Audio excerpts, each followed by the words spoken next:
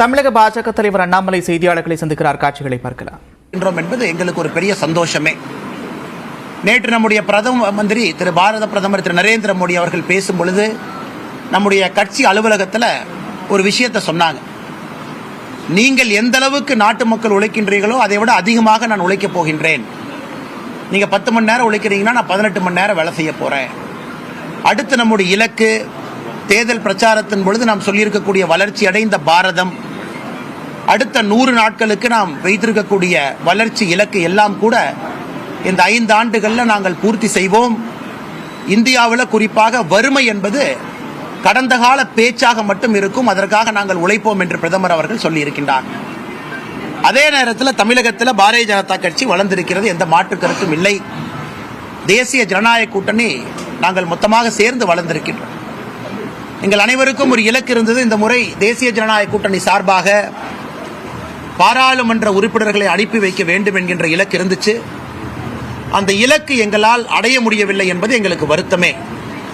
நம்முடைய தலைவர்கள் எல்லாம் களத்தில் இருந்தார்கள், மிக கடுமையாக போராடினோம். ஆனால் இங்கிருந்து பாராளுமன்ற உறுப்பினர்களை இந்த முறை அனுப்பி வைக்க வேண்டும் என்று நாங்கள் எதிர்பார்த்தது நடக்கவில்லை.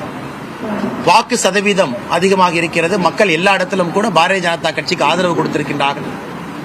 நிச்சயமாக இதை ஒரு படிப்பனையாக எடுத்துக்கொண்டு அடுத்து நடக்க இருக்கக்கூடிய தேர்தலில் நிச்சயமாக பாரதிய ஜனதா கட்சி தேசிய ஜனநாயக கூட்டணி இங்கிருந்து எங்களுடைய வெற்றி வேட்பாளராக மாற்றி பாராளுமன்றத்திற்கு அனுப்புவோம் என்கின்ற உறுதி நாங்கள் எடுத்திருக்கின்றோம். இன்னும் கடினமாக உழைப்போம். ஏதாவது இடத்துல தவறு நடந்திருந்தால் அதை அடுத்த ஒரு வாரத்தில் பரிசீலனை செய்வோம். அதை இன்னும் எப்படி சிறப்பாக செய்திருக்க முடியும் என்று யோசனை செய்து, அதே நேரத்தில் மக்கள் கொடுத்திருக்கக்கூடிய தீர்ப்பை தமிழகத்தில் தேசிய ஜனநாயக கூட்டணி பாரதிய ஜனதா கட்சி நாங்கள் தலைவணங்கி ஏற்றுக்கொள்கின்றோம். மக்கள் எப்பொழுதும் யோசித்து தான் ஒரு தீர்ப்பை கொடுப்பாங்க. எங்களுக்கு வாக்கு சதவீதத்தை அதிகப்படுத்த வேண்டும் என்று நினைத்து அதிகப்படுத்தி இருக்கிறாங்க. அதே நேரத்தில் அது எம்பிக்களாக மாற்ற முடியவில்லை, அதை மாற்றுவோம். அதனால் மக்கள் கொடுத்திருக்கக்கூடிய தீர்ப்புகளை ஏற்றுக்கொண்டு இங்கே வெற்றி பெற்றிருக்கக்கூடிய 39 தமிழகத்தில் புதுச்சேரி 1 40 நம்முடைய இந்தி கூட்டணியினுடைய சகோதர சகோதரிகளுக்கு எங்களுடைய மனமார்ந்த வாழ்த்துக்களை தெரிவித்துக் கொள்கின்றோம். அவர்களுக்கு மத்திய அரசு அடுத்த 5 ஆண்டு காலம் மோடி அவர்களுடைய அரசு அவர்களோடு இணைந்து தமிழகத்திலே பணியாற்றுவதற்கு ஒரு கட்சியாக நாங்கள் முழு ஒத்துழைப்பும் அரவணைப்பும் அவர்களுக்கு கொடுப்போம். காரணம், மோடி ஐயாவுடைய நலத்திட்ட பணிகள் தமிழகம் முழுவதும் வந்து சேர வேண்டும் என்பது எங்களுடைய ஆசை. அதனால் மற்றும் ஒரு முறை தமிழகத்தில் திராவிட முன்னேற்ற கழகம் தலைமையிலான இந்தி கூட்டணிக்கு எங்களுடைய நல்வாழ்த்துக்களை தெரிவித்துக் கொள்கின்றோம். காரணம், 2வது முறையாக தொடர்ந்து ஒரு பெரிய ஒரு வெற்றியை தமிழகத்தில் பெற்றிருக்கின்றார்கள். அதே நேரத்தில் வெற்றி பெற்றிருக்கக்கூடிய எம்பிக்களும் கூட மக்கள் பணி செய்வதற்கு ஒரு கட்சியாக, அதுவும் நம்முடைய கட்சி அங்கே ஆட்சியில் இருக்கிறனால என்ன ஒத்துழைப்பு நல்க முடியுமோ, எங்களுடைய இலக்கு பாரத பிரதமருடைய நலத்திட்டங்கள் கீழே வர வேண்டும் என்பது இலக்கு. அதற்காக எங்களுடைய முழு ஒத்துழைப்பு இருக்கும் என்பதையும் இந்த நேரத்தில் நாங்கள் தெரிவித்துக் கொள்கின்றோம். அதை தாண்டி நம்முடைய தேசிய ஜனநாயக கூட்டணி சார்பாக போட்டியிட்ட எல்லா வேட்பாளர்களுக்கும் இந்த நேரத்தில் எங்களுடைய மனமார்ந்த நல்வாழ்த்துக்களை தெரிவித்துக் கொள்கின்றோம். கடுமையாக உழைத்திருக்கின்றார்கள், இன்னும் கடுமையாக உழைப்பார்கள். சில இடத்துல குறைந்த வாக்குகள் வித்தியாசத்தில் வெற்றி வாய்ப்பை இழந்திருக்கின்றோம். சில இடத்துல இன்னும் அதிகமாக உழைக்க வேண்டும் என்று மக்கள் எங்களுக்கு அன்போடு சொல்லியிருக்கின்றார்கள். அதனால் அதிகமாக உழைப்போம். இந்த முறை எப்போதும் இல்லாத அளவுக்கு தாமரை 23 தொகுதியிலே தாமரை சின்னம் பதிந்திருக்கிறது. இதுவரை எத்தனையோ இடத்துல வாங்காத வாக்குகளை முதலாக வாங்கியிருக்கின்றோம். ஆனாலும் தீர்ப்பை தலைவணங்கி ஏற்றுக்கொண்டு இன்னும் கடுமையாக உழைக்க வேண்டும் என்று மக்கள் சொல்லியிருக்கின்றார்கள். கடுமையாக உழைப்போம். வருகின்ற காலத்தில் எங்கள் உழைப்பை நீங்க பார்ப்பீங்க. அதனால் நிச்சயமாக அது நடக்கும். வருகின்ற காலம் இன்னும் நல்ல ஒரு காலமாக இருக்கும்.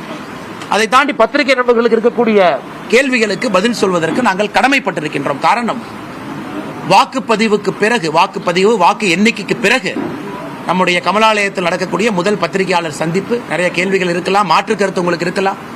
ஆனால் நீங்கள் எந்த கேள்விகள் கேட்டாலும் கூட பதில் சொல்வதற்கு நாங்கள் கடமைப்பட்டிருக்கின்றோம், தயாராக இருக்கின்றோம். கேட்கலாம்.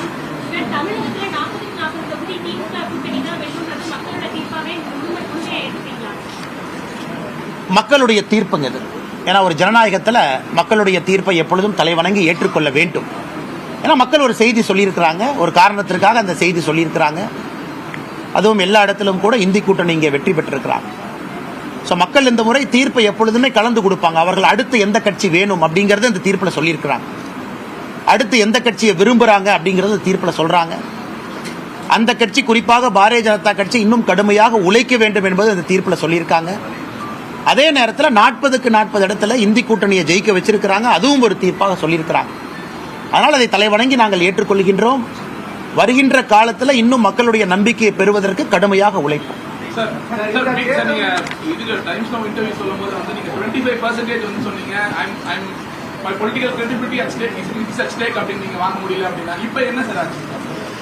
அண்ணா, எங்களுடைய இலக்கு பாரதிய ஜனதா கட்சியை பொறுத்தவரை 20% கிட்டத்தட்ட வரணும். தேசிய ஜனநாயக கூட்டணி எல்லாம் சேரும் பொழுது 25% தாண்டணும். இது எங்களுக்காக நாங்கள் வைத்திருக்கக்கூடிய இலக்கு. கடுமையாக வேலை செஞ்சோங்கண்ணா. ஆனால் தமிழகத்தில்னா ஒரு விஷயத்தை நான் பெருமையாக அங்கே பதிவு செய்ய விரும்புகிறேங்கண்ணா. நமக்கு இருக்கக்கூடிய அரசியல் வேறுபாடுகளை தாண்டி, உதாரணத்திற்கு கோயம்புத்தூரில் ஒரு வேட்பாளராக நான் வாங்கியிருக்கக்கூடிய 4,50,000 வாக்குகளும் பணம் கொடுக்காமல் பெற்றிருக்கக்கூடிய வாக்குகள். ஆனால் யாரும் கைத்தட்டாது.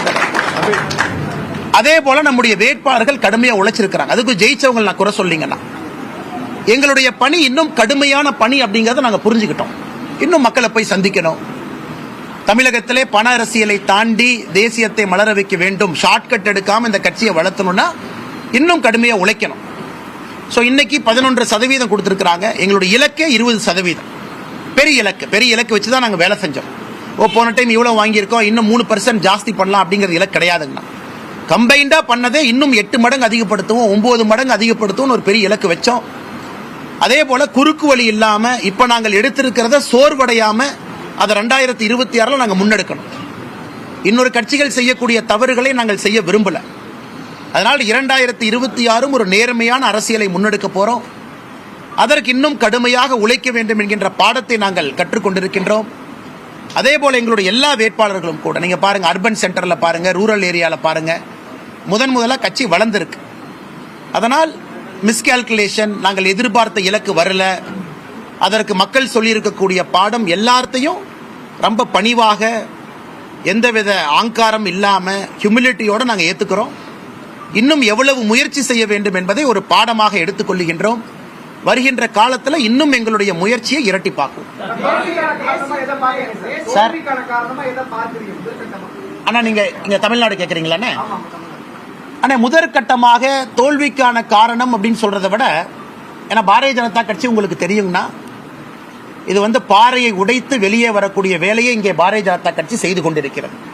ஒரு பாறைக்குள்ள ஒரு சின்ன வேர் போகணும்னா அது எப்படி கஷ்டப்பட்டு உழைத்து அந்த பாறையை உடைச்சு அந்த வேர் உள்ள போறதுக்கு பல ஆயிரம் ஆண்டுகள் ஆகும். இன்னைக்கு பாரதிய ஜனதா கட்சியினுடைய வளர்ச்சி திராவிட கட்சிகளுடைய தோளில் நடக்காம முதலாக ஒரு பெரிய அளவில் தனித்து நின்று ஜெயிக்க முடியும் என்கின்ற நம்பிக்கையோடு களத்துக்கு வந்திருக்கிறோம். அதிலே நம்முடைய கூட்டணி கட்சியினுடைய பெருந்தலைவர்கள் நின்றிருக்கின்றார்கள். உதாரணத்துக்கு ராமநாதபுரத்தில் OPS நின்னாங்க, டிடிவி அண்ணன் தேனியில் நின்னாங்க, அன்புமணி ராமதாஸ் அவர்களுடைய துணைவியார் சௌமியா அன்புமணி ராமதாஸ் அவர்கள் தருமபுரி நின்னாங்க, அண்ணன் AC சண்முகம் அவர்கள் வேலூரில் நின்னாங்க, பாரிவேந்தர் ஐயா அவர்கள் பெரம்பலூர் நின்னாங்க. முதலாக பெரிய தலைவர்கள் எல்லாம் நிற்கக்கூடிய ஒரு தேர்தலை நீங்க பாக்குறீங்க. அதனால் எங்களை பொறுத்தவரை இது ஒரு கெயினா தான் நாங்கள் பார்க்குறோங்கன்னா, இன்னும் கடுமையாக உழைக்கணும், கனெக்ஷனை ஏற்படுத்தணும், மக்கள்கிட்ட அதிகமாக இருக்கணும் அப்படிங்கிறது ஒரு கிடைத்திருக்கக்கூடிய பாடம்.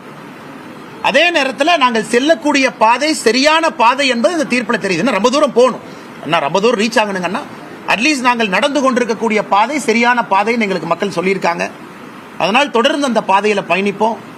நாங்கள் இந்த பாதையை மாற்றுவதற்கோ அச்சப்படுவதற்கோ இல்லை போகக்கூடிய வேகத்தை குறைப்பதற்கோ இந்த தேர்தலில் மக்கள் சரியான பாதையில் போறீங்க, சரியான வேகத்தில் போறீங்க, ஆனால் இன்னும் இதே நேரத்தில் போங்கன்னு சொல்லியிருக்காங்க. அதை எடுத்துக்கொண்டு இன்னும் ஆக்கப்பூர்வமாக செயல்படும்.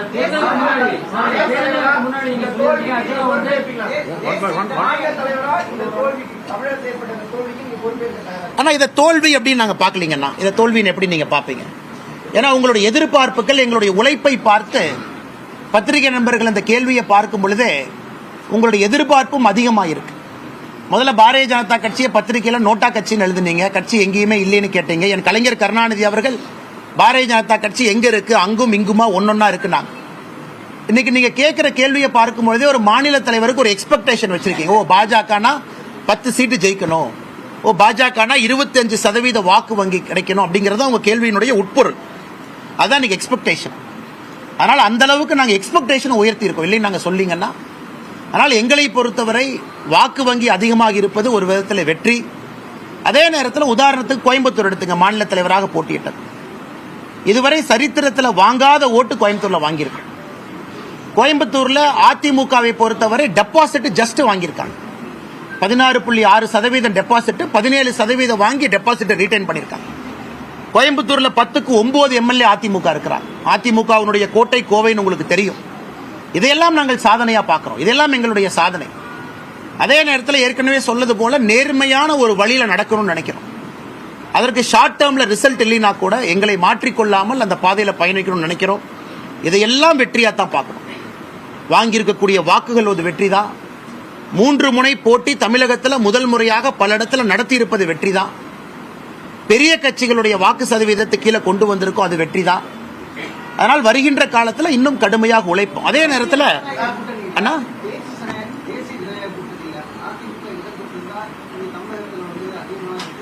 இன்னைக்கு நீங்க எடுத்து கூட்டி பார்த்தீங்கன்னா 31 இடத்துல ஜெயிச்சிருக்கணும். பட் எலெக்ஷன் அப்படி நடக்க முடியாதுங்கண்ணா.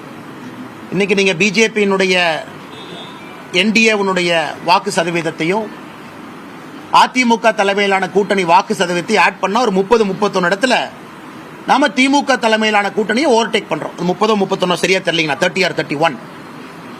பட் அது ஒரு பேச்சு அமையாது. காரணம், மக்கள் வாக்களிக்கும் பொழுது ஒரு கூட்டணியும் பார்த்து வாக்களிக்கிறாங்க. ஏன்னா நாம தேர்தலுக்கு முன்பே மக்களுக்கு 3 ஆப்ஷன் தமிழ்நாட்டில் இருந்துச்சு.